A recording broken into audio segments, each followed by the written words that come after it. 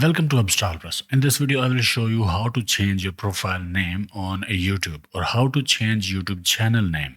To do that, on desktop, go to youtube.com, click on your profile picture icon, select YouTube Studio, click customization link from the left, scroll down to the name area, edit the name,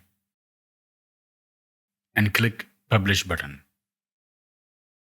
And on mobile, open Y2 Studio app and login.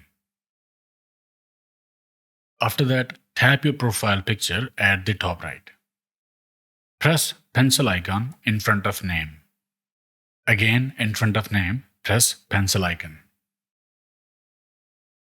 Edit the name and hit save button. This is how you can change your profile name on YouTube. Okay, I hope it helped. Like, share, subscribe, and I will see you in the next one.